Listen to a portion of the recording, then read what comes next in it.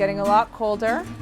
So as many of the great benefits of living in Ontario, there is also the challenges of not being able to continue to have our growing season extend past the fall. So we thought we would share some ways for you to preserve some of the local harvest so that you can continue to enjoy it in the winter months when these items are not available to you. So first, let's talk about freezing. Freezing can be done either directly or in some items might need to be blanched first. Fruits are easily frozen by laying them flat on a baking sheet, putting them in the freezer, and once they're frozen, being put into an airtight container or bag.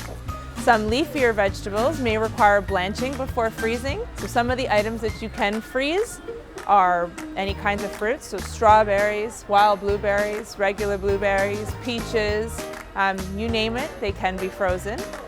In vegetables, a lot of people like to freeze broccoli, cauliflower, peas, rapini are also good options for freezing. A lot of people have also tried freezing tomatoes and bell peppers, and those are great options as well.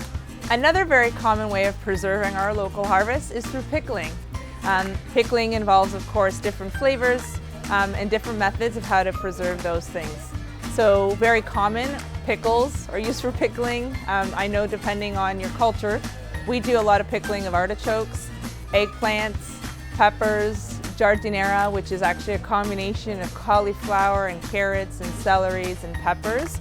All of these things are mixed together, and then making sure that you seal the jars is very important.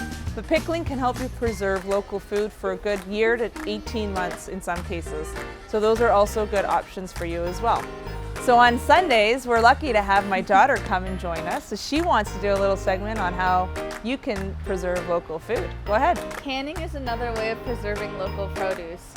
Most common things used to can are tomatoes, jellies, jams, and peaches.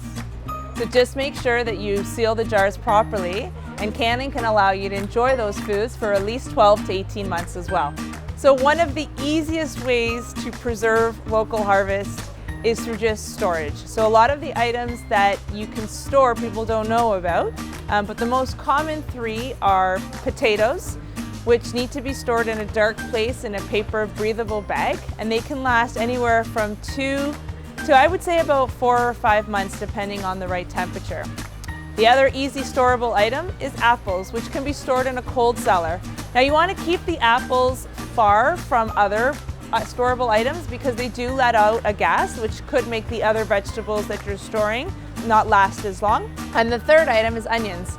Onions are very easily stored as well and are great because you can use them throughout in all your meals, and you can store those also in a cold cellar for at least 4 to 5 months. So these are just some simple tips that we thought we would share with you to let you know of the different ways that you can help preserve our local harvest into the winter months.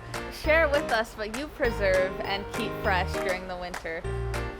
Thank you. Thank you.